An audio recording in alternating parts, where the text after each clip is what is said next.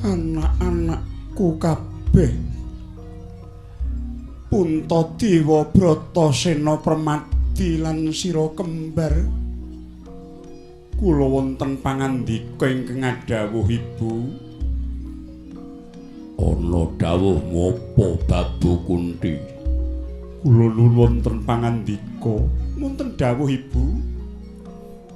Sumurupa yenggir sira iku jejering satriya utama. Aku mung meling marang sira kabeh. Ora ana budi kang luwih luhur kejaba wong kang duweni rasa tresna asih marang nusa bangsa. Ketunungan rasa rumangsa duweni sesanggeman lan kewajiban mranata tentreming praja kanthi pawitan kepinteran dilandhesi kawicaksananing pambudi lan tandhane nek wis asih marang nusa bangsa lan negarane. Satriya mau kudu tansah samapta sawanci-wanci tumandang yen ana parigawe kang wigati kanggo para warga sapadha munggah leladi kanggo raharjaning negara. Kula nuwun inggih Ibu ngestaken dawuh. Ya aku mundi dawuhmu Babu Kunti. Kejaba saka iku welinge sawarga ingkang minulya bapakmu sinuwun Prabu Pandhu Dewanata ingkang wis murut ing tepet suci. Sira iku satriya sejati. Satriya sejati manolati lan pakarti kudu nyawiji kula. Dadya pangarep ingkang bisa diarep-arep, dadya pangarsa kang bisa dipercaya, dadya pengayom kang bisa gawe eyom, lan dadya pamong kang bisa ngemong. Inggih Ibu ngestakaken dawuh. Mundi dawuh paduka Kanjeng Ibu. Kula sedulur-sedulurmu para Sata Kurawa titi mangsa iki ngumpulake sira kabeh ana ing Pura Waranawata. Jarene sira bakal dijak ngrembug praja Ngastina ingkang bakal disigar semangka. Separo kanggo Pandhawa, separo kanggo Kurawa. Mong wae nggone ngrembug ana ing pesanggrahan iki mula upama iki mengko nganti dumadi pirang-pirang dina lan pirang-pirang bengi pun Ibu mung meling marang sira kang padha prayitna awit wis ketok cendhalane para Sata Kurawa nggone mung kepingin gawe patine Pandhawa. Kang iku kula sawega lair batinmu suka parisuka karo dulurmu kena nanging aja nganti nyuda kaprayitnan nggih. Inggih ngestaken dawuh. Ya Babu Kunti.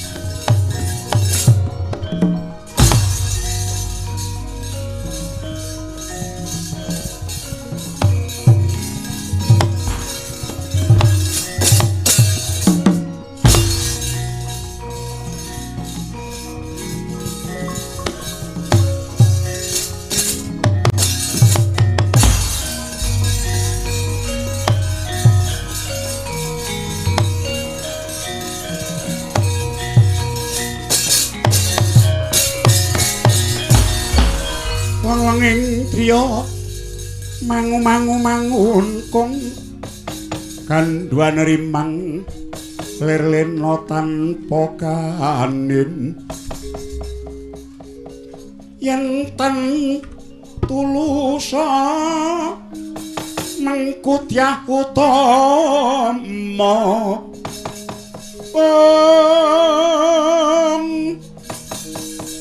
mangkutyah utama Srinarendra Wusnya wuse hangrerepa mengko ta mengko Gusik Puracana wonten pangendika ing ngadhawuh Kyai Patih Harya Suman wiwit yasa bale segala-gala dek mben kae aku wis meling karo kowe nggih kabeh piranti ning omah pondhokane Pandhawa aku wis meling reka dayanen nganggo cara kepiye pamriye supaya gegayuhan iki ketekan ora liya patine Pandhawa nggih kula sampun tanggap banjur apa kang wis mbok tindakake nggih papan pesanggraning Pandhawa kula damel saking deling saka pring nggih nanging deling cagakipun pring ngori kalian pring petung ingkang kula butul ros-rosanipun lebetipun kula iseni lisah golo-golo jerambahipun ngandhap yambak lulup ingkang garing kula borai mertega sak nginggilipun duk ingkang garing kula sebari bubukan Gandarukem payonipun atep ingkang ugi sampun garing lan boten ketingal bagus kuwi kabeh piranti-piranti sing gampang kobong nggih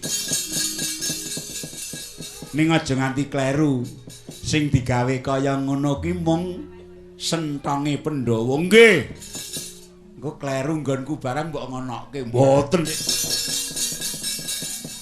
nggonku barang mbok gawe kaya ngono modar aku mboten aja nganti kleru nangguh wanci sing prayoga sak mangsa wis wanci tengah ratri penak-penake Pandhawa padha turu kowe tak wenehi tengara aja semelang yen pisan iki kasembatan Pandhawa kasil mati kobong munggah pangkatmu mundhak blanjamu sak tedhak turunmu mukti wibawa nggih ngestaken dawuh nek perlu bojomu sing wis rada tuwek kae buangen kowe tak rabekke meneh sing nom nggih oke iki enek wong anyaran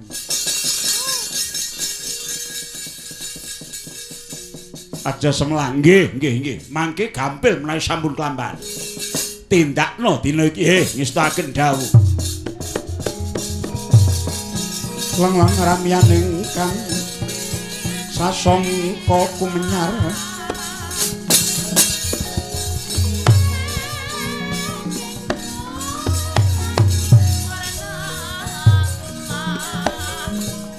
mangengkol ning puri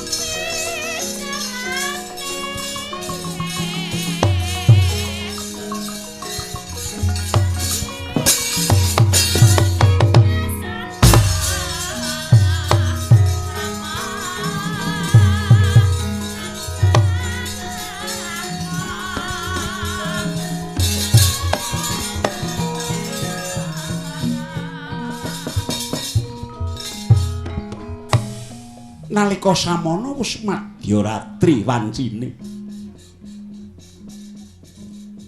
Glise kang munggel kandha tatanana ingkang kapiyarsa muhung pangeceking jangkrik upa miwah swaraning walang kapa saking katebian.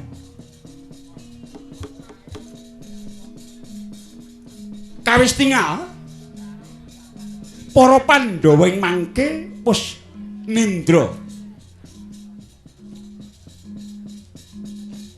sumiliring Prabancana anempuk sasana palemaning Pandhawa. Parandene maksih ana ingkang greng-greng anenggih sang panenggak Pandhawa Raden Harya Bratasena. Labet den unjuki dening Kang Raka Astina sang Jaka Pitana. Parandene Tatan Pantara dangu lungkrah sarirane les tilem kepati Pandhawa gangsal miwah ingkang ibu Dewi Kunthi tanggap sang maha julik Rekyana Patih Harya Suman sigra paring sasmita mring sang Demang Puracana Grida Demang Puracana. Tatanan ingkang muningani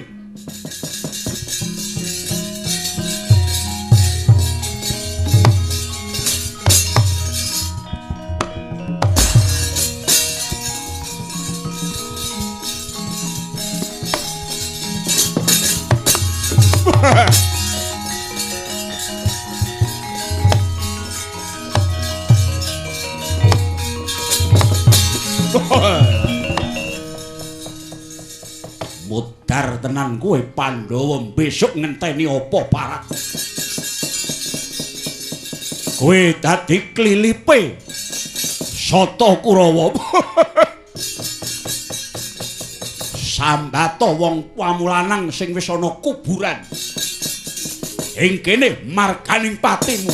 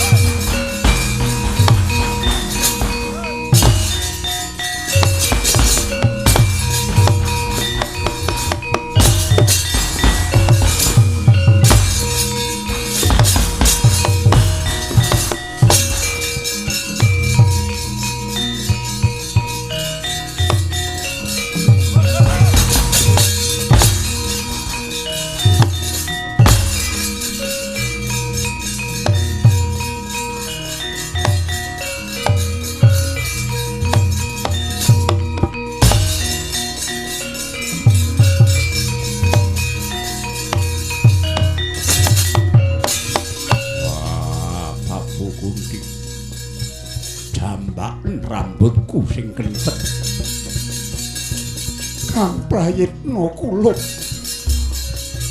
Kang baku sira sak sedulur rahayu. Yen sira ora keduga pun ibu tinggalan kene, kowe iki guneman apa?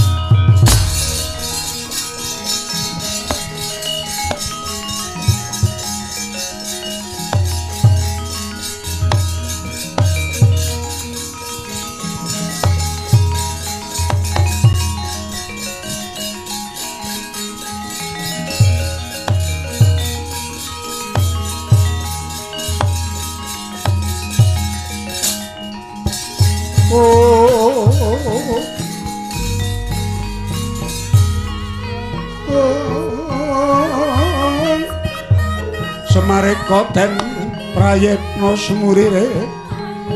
semurire kon balik titiyani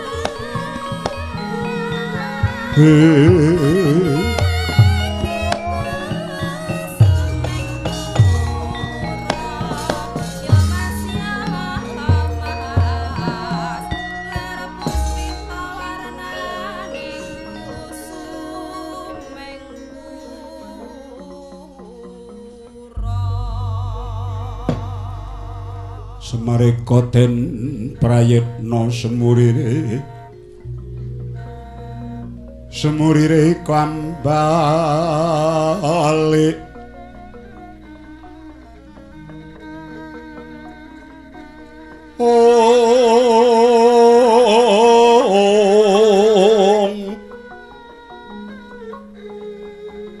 titiyani gandayani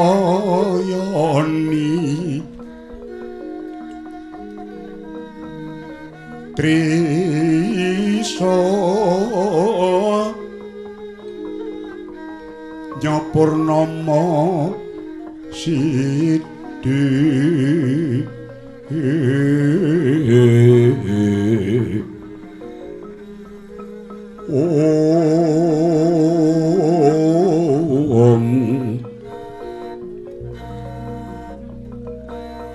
Kilar-kilar semedi tengahing latar milang lintang Bima Sekti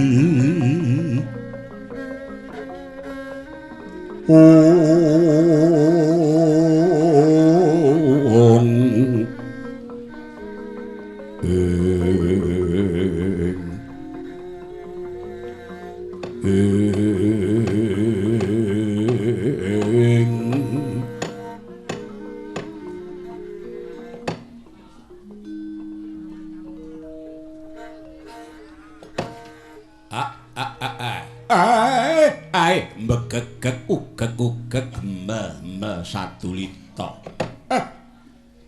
Ndara ndika niku enten apa wit wau kok namung jegrek kendelan kemawon.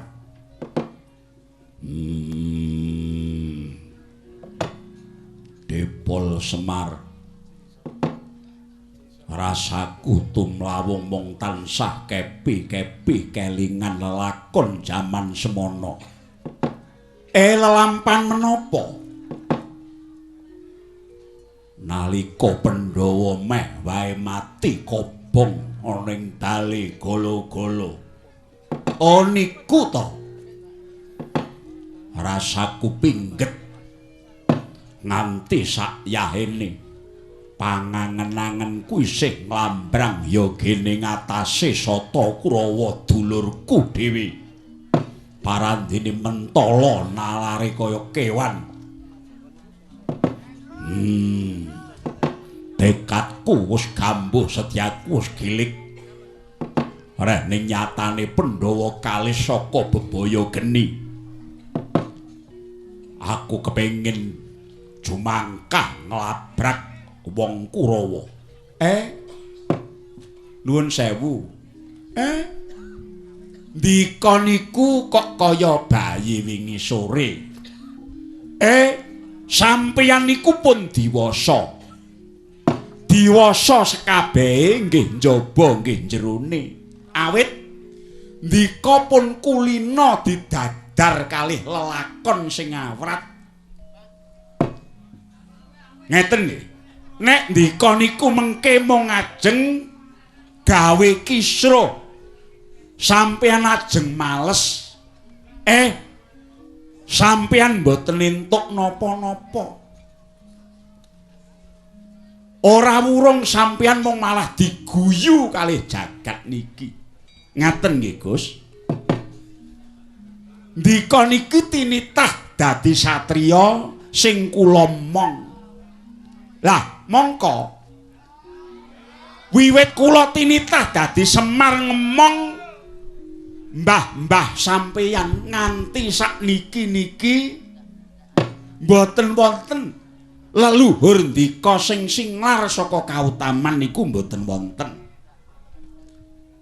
Sedaya ingkang tumiba nggih lelakon sing abote kaya napa mawon niku mung tansah tinampi kanthi mesem guyu. Ngaten. Lah. Areh ning dika niku dadi jiwa satriya tegese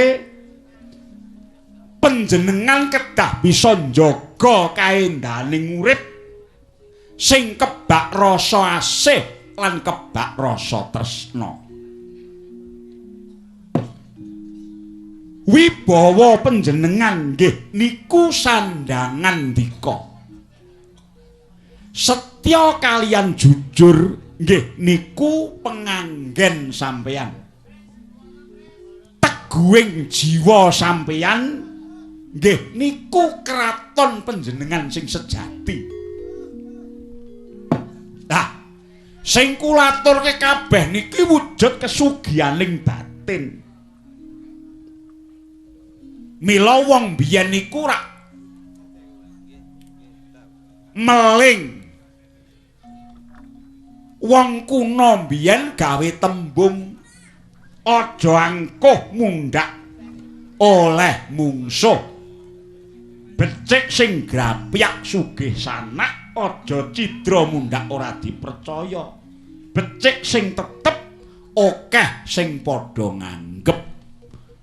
Lah, tembung-tembung endah sing kaya ngoten niku nek disurasa diurak-arik wonten telenging batin niku marake nentremke urip ngeten.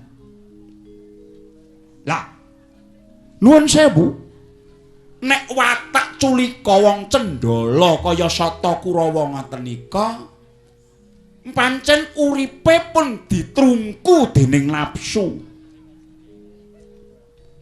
Dheweke niku mboten eling dhateng jejering uripe, rumangsane wong urip kaya ula mung arep nglungsungi.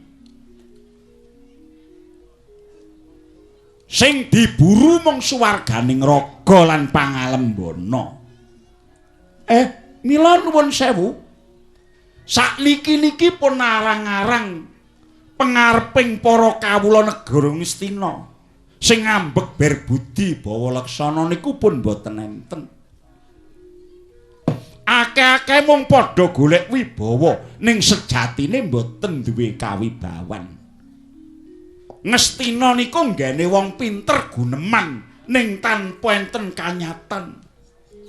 Kawulane mung kinarya ancik-ancik nggone golek kamulyan. Akeh penggedhe ning penggedhe dumadi saka kulawargane dhewe. Ketoke dadi penggedhe ning atine lan jiwane cilik. Mila nuwun sewu nggih Gus.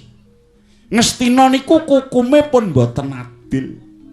Blas pun boten adil.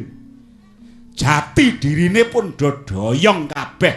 Merga nggugu kalih ucape menungsa julik sing dadi sumber-sumbering penyakit inggih niku Harya Sengkuni inggih Harya Suman.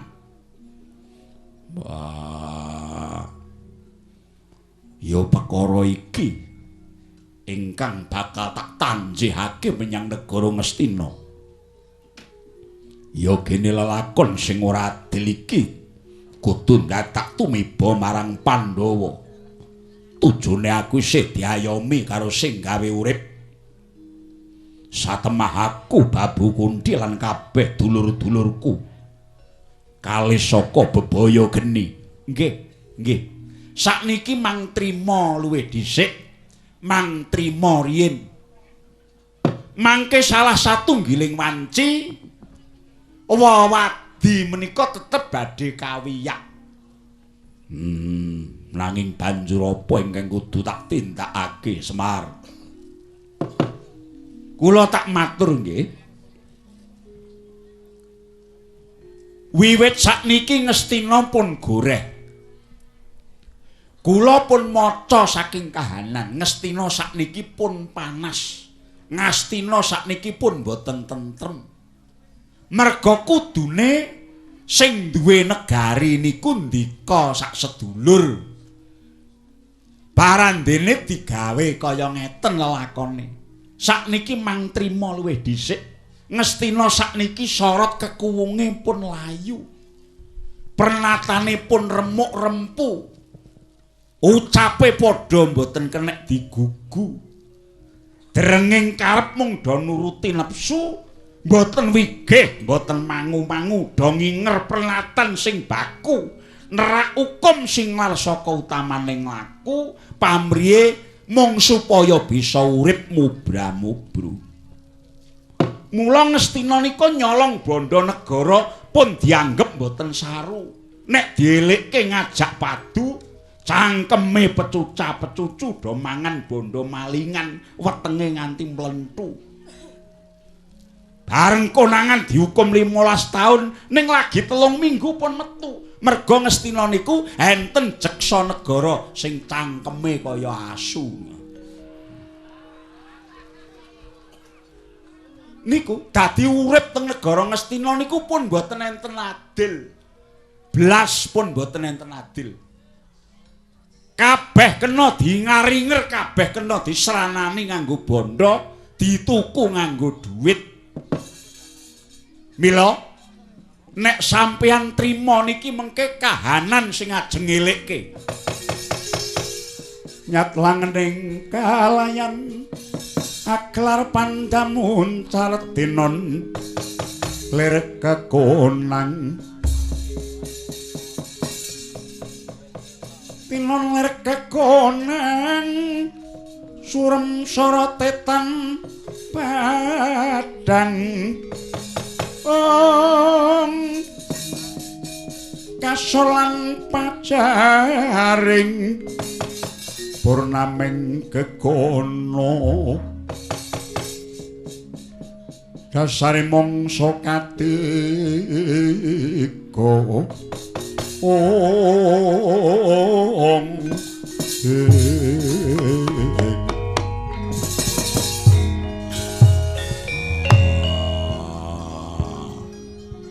Semar pripun bener kabeh kang dadi pengendikamu nanging bareng tak tata rasaku tak menepake pikirku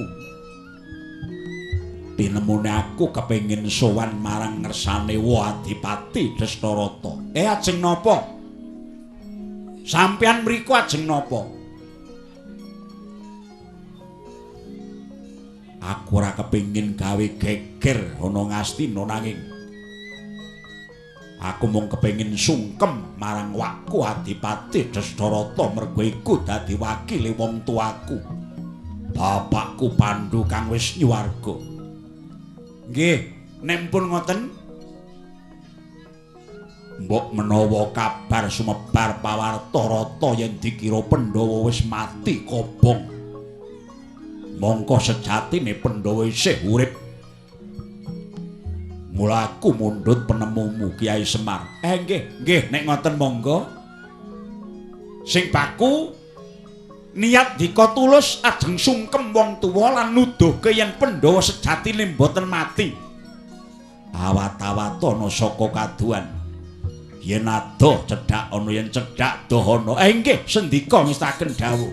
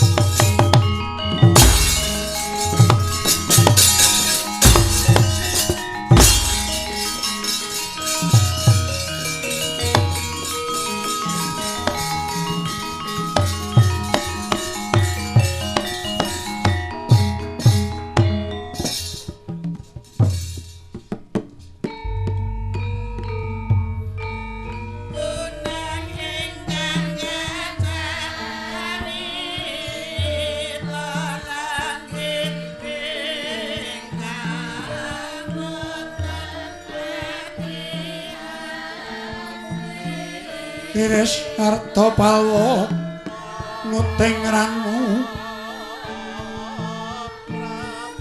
oh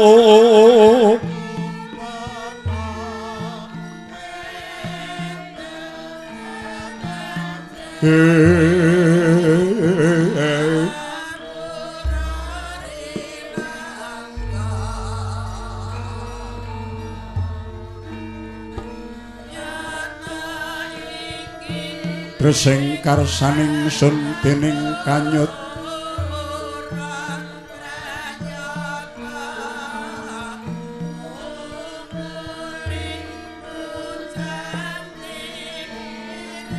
manis eling ro Gusti Wahing kamal mirah ingsun oh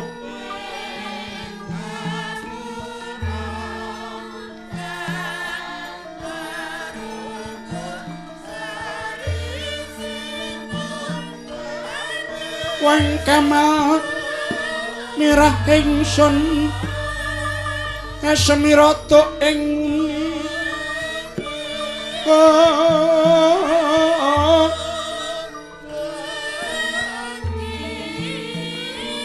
Sidat agung ing narmata sajroning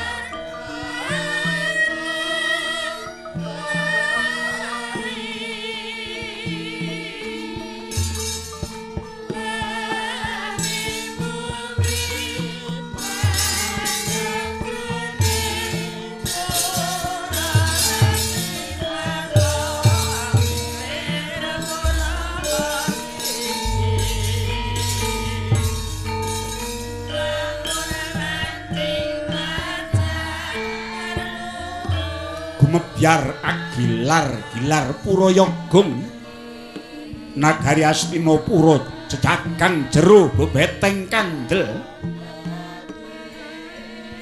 endah asri lamun ta dinulu sinung gapura nyakra langit pagere pancak suci kaya braja lungit tegese kaya pucuk ing gaman landhep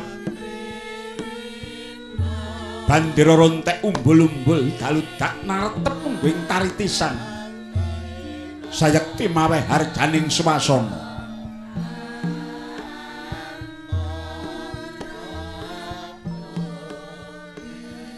samana sang adipati Dastarata ya sang Desta Negara jinajaran ingkang garwa putri saking negari Plasa Jenar nenggih sang Ratu Gendari ya Dewi Hanggendari lenggah mungguing singangsana ati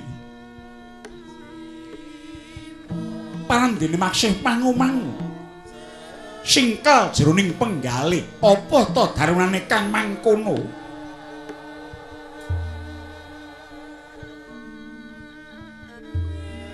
ingkang musik telenging batin tuhu Pejahira para pulunan nenggih tilaraning Senata Prabu Pandhu rumuhun ingkang putra para Pandhawa ingkang kabesmi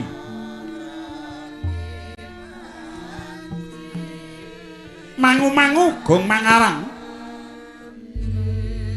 senadyan muspepak anggeng-geng ingkang mungguing ayu nenggih Sang Mahatma Bisma Resi Druna Patih Arya Sumanmiwa ingkang putra Kurawa Pambayun Sang Jaka Pitana sidhem jroning pasewakan dadak sakuling mangke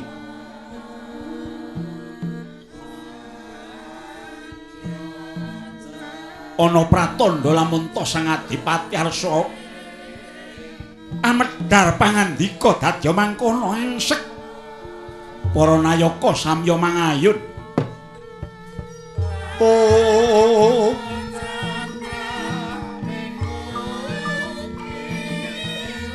oh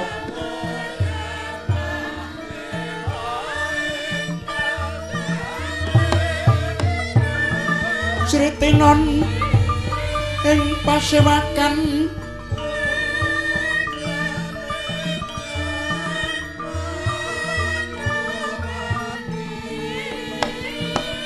Busana sutra maneka warna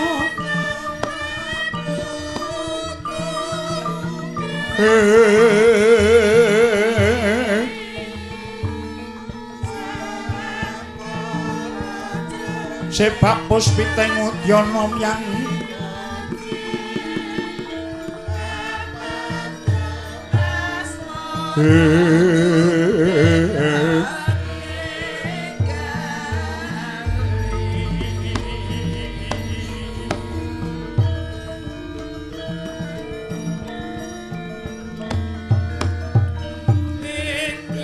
Sepak puspiteng udyana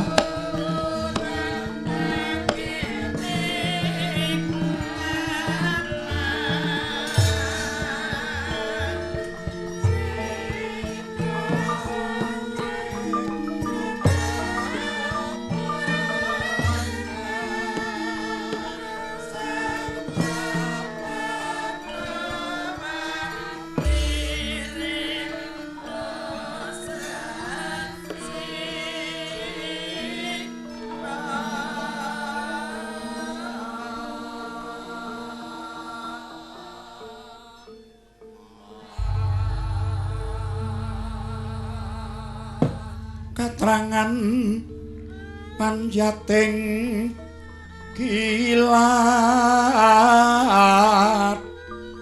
kadhe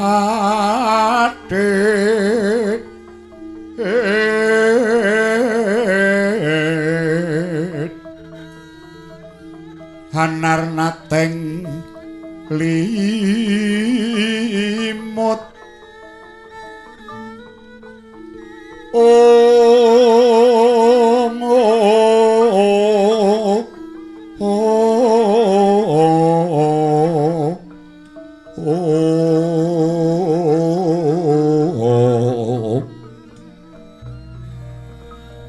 riris handulur lan nimur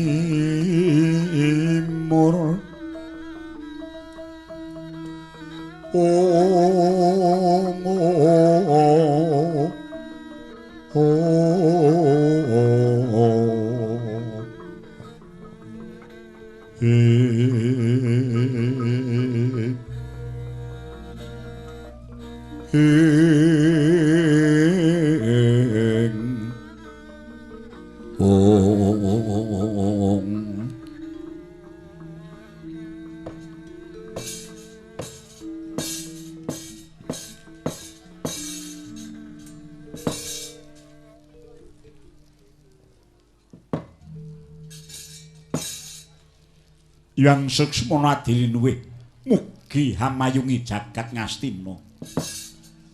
Aduh, Rama Bremban sepinten to bingeng manah kula dene sampun sawetawis wanci lenggah paduka wonten Purayagung negari Astinapura. Persasat Sang Hyang Bathara Indra ingkang nedya mbabar nugraha wonten ngriki Rama. Gong ilahing awik namastu namasidhan. Iya. Anak Prabu Dasarata semono uga pun Rama ing Talkanda rumangsa bombong. Aku rumangsa bungah. Dene titi mangsa iki aku nyawang gumlaring pura negara Ngastina. Ya mung ngene ya. Anak Prabu pun wa Talkanda tak guneman. Nanging gunemku iki aja sinengguh yen ta wong tuwa mung bakal nacat marang kahananing anak babar pisan ora. Kabeh mau bakal tak andharake merga rasa tresnaku menyang bumi wutah getihku. Bumi wutah getihku yaiku negara Astinapura iki. Iye. Ngaturaken genging panuwun ingkang tanpa pepindhan wa penemban. Inggih semanten katresnan paduka dhateng bumi Astina. Kula nedya ngangluangaken jangga nelingaken karna menapa ingkang badhe paduka dawuhaken wa penemban. Ngene. Sing jeneng pangarsa tegese wong sing dadi pengarep pangarsa kuwi kinarya nindakake peperintahan kang becik kudu tansah ngluhurake limang panindak ingkang endah sarta mbuwang patang panindak ingkang ora becik. Wondene limang bab ingkang becik mau murah hati ning ora umbar-umbaran. Angka 2 budi daya sengkut ning ora njalari getun. Angka 3 tansah darbe pepenginan ning ora ngrangsang. Sabanjure pangarep kuwi kudu wibawa ning ora kumingsun. Banjur genepe kaping 5 kudu atos lan jejeg ning ora galak. Kuwi banjur 4 utawa 4 perangan utawa 4 perkara sing kudu dibuang yaiku kejem semenang-menang, colong jupuk lan cethil. Tak sangkani nggonku guneman kaya ngene iki merga sing jenenge pangarep ya ratu kuwi kudu kesinungan daya panguwasa agung. Dadi pangarep utawa kang ngayomi para kawula dasih kuwi kudu duwe daya panguwasa agung. Nek ora mesti ora kuat dadi ratu. Lah reh ning ngampil daya panguwasa agung mula ora kena sewenang-wenang nggunakake panguwasane. Merga nek sewenang-wenang nggunakake panguwasane yektine bakal entuk wewelaking panguwasa. Sing jeneng ratu, ratu iku mung nindakake kewajiban. Mongko sing jeneng kewajiban kuwi sewijining penggawe. Tak baleni. Kewajiban kuwi sewijining penggawe ingkang ora dhedhasar pamrih pribadi.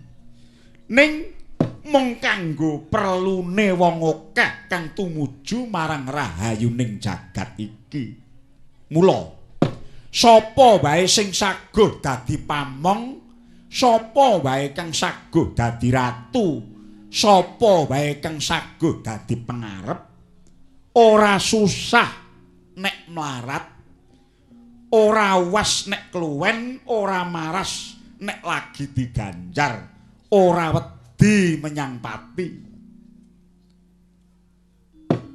Negarane dadi sentosa merga negara sentosa kuwi titikane ratune sembodo ngayomi, punggawane kena dipercaya lan kawulane cukup sandang pangan lan papane kang uga tentrem uripe.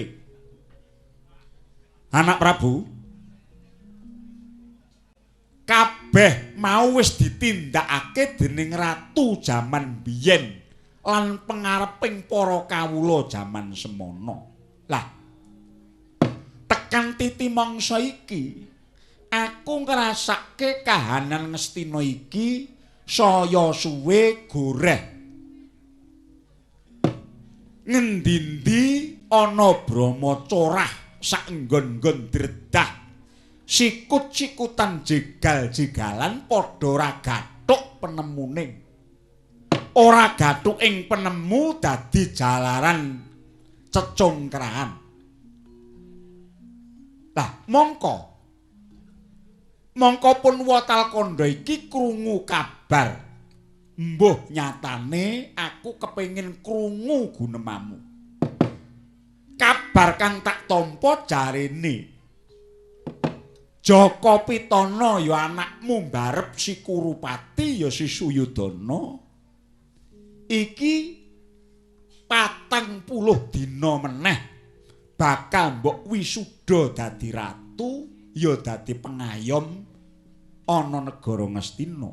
Anak Prabu, apa pawarta kuwi mau bener? Apa kabar kang tak rungu mau bener? Anjrahing Kang Puspitarum kasiliring samirana mri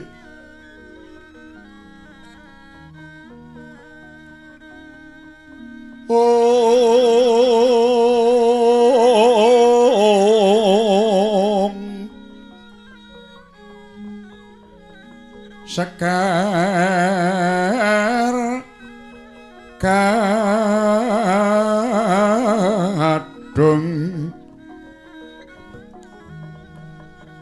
kung ngas gandanyo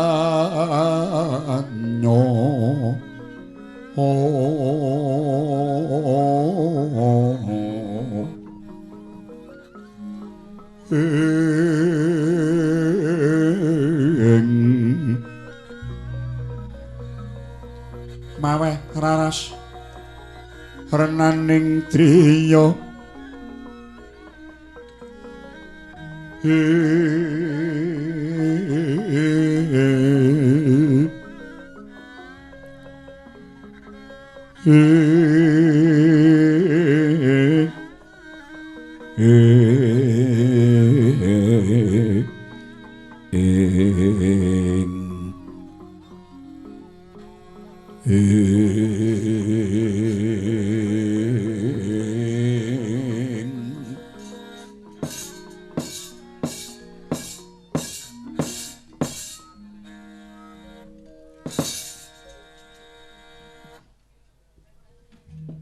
Aduh, wa penemban. Iye. Estunipun walih-walih menapa kaluhuran sabda paduka wa begawan. Mboten dangu malih. Ingkang wayah anak kula pun Jaka Pitana badhe kula wisuda. Awit kula badhe lengser saking keprabon. Inggih, menapa ingkang paduka pireng kala wau estunipun leres? Kusik. Nganggo pawatan kang ndi lan dasarmu apa? Tanpa taren karo wong gerang, mara-mara Jaka Pitana arep mbok dadekke ratu Ngastina. Anak Prabu karepmu piye? Aduh. Wong remban lepat jagung pangeksa paduka, waleh-waleh menapa? Wontenipun kula lereh saking dampar keprabon awit kula ngemuti bilih kawontenan negari Ngastina ingkang kados paduka dawuhaken kala wau kawontenanipun sampun kados gabah dipun interi mboten tuwuh katenteman babar pisan mbok menawi perkawis menika saking kawontenan kula anggen kula nandhang ciri netra mboten saged sumerep dhateng kawontenan ingkang saknyatanipun. Mongko setunggaling ratu mekaten ingkang prayogi kedah paningal sewu bebasanipun. Nah nyatanipun kodrat ingkang sumandang dhateng jasad kula ingkang satemah kula mboten saged sumerep dhateng gebyaring kawontenan. Mbok menawi ingkang anjalari para kawula Ngastina mboten lair tumusing batos anggenipun setya bekti dhateng kula. Wonten sasampunipun katen kula lajeng tumunten glejah naliti dhateng kawontenan kula piyambak mila tuntumipun kula lajeng lereh saking dampar keprabon ingkang angka sepisan menika ingkang angka kalih nyatanipun sampun boten wonten ingkang kula ajeng-ajeng malih lho ora eneng sing diarep-arep meneh tegese sing mbok arep-arep maune sapa? Iya, sinten malih menawi mboten anak-anak kula nggih. Pulunan kula para Pandhawa penemban. Oh, Pandhawa. Lah kok wis ilang pangarep-arep? Nggih, awit Nyatanipun sampun sineksen ing kathah bilih Pandhawa sampun pejah wonten madyaning kitha Pramanakati mapan wonten ing bale Sigala-gala Penemban. Oh. Kok ngono ya?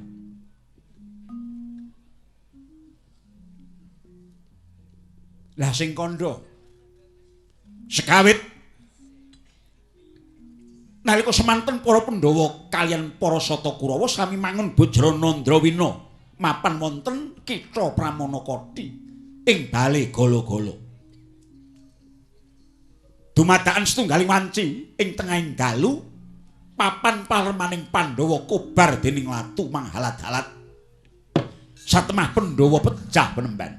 Lah iya sing kandha nek Pandhawa mati kuwi sapa? Nggih, sekawit ingkang matur sederek kula Ipe Yayi Harya Sengkuni.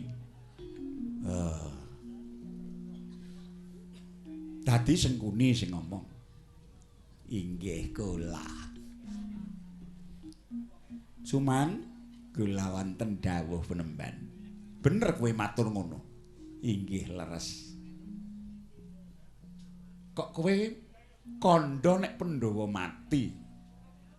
Lah wong nyatanipun kula ingkang nyipati kok. Oh, kowe nyipati. Mboten namung kula nanging Kurawa nggih nyipati kobar palermaning Pandhawa nalika semanten. Ana ngendi? Nggih wonten bale Gala-gala. Lah nalika kuwi pesanggrane Sata Kurawa, omah palermane Sata Kurawa kok ora kobong. Apa pancen adoh? Inggih namung cerak. Lah sing kobong kok munggone Pandhawa. Mbak menawi menika Pandhawa kirang atos-atos. Saged ugi mbok menawi nalika badhe mapan tilem menika wonten salah setunggal Pandhawa ingkang udud. Mbok menawi kesupen lajeng udut menika tasih murup lajeng jiglok. Dawah wonten ing bantal lajeng. Saged ugi ngaten. Saged ugi sukunipun Bratasena Cepaplangan lajeng nyampar diyan. Lisahipun wutah lajeng saged anjalari kobong. Kula matur ngaten menika kula nggih nate ngalami ngaten menika. Namung nalika kula tilem piyambakan jaman wonten Plasa Jenar kula tasih nem rumiyin nggih ngaten nika. Kula ngeses utawi udut kalian mawi kajang mestaka utawi bantal. Sedyaning manah kula mboten ninggal kepengin tilem nanging kula udut-udutan rumiyin ning kalih klekaran. Dumadakan kula kebablasan tilem udut kula wau dawah wonten ing bantal. Inggih namung lugunipun reh ning mestaka kula rambut menika kobong mbaka sethithik kula krasa lajeng kula tangi. Gugup guragapan mboten wonten toya nggih cekap bantal ingkang kobong aku kula uyuhi. Menika sampun anjalari kula slamet saking bebaya. Lah saged ugi menika mekaten Penemban. Nanging Pandhawa mboten prayitna mila lajeng dados lan pecahipun. Oh ngono.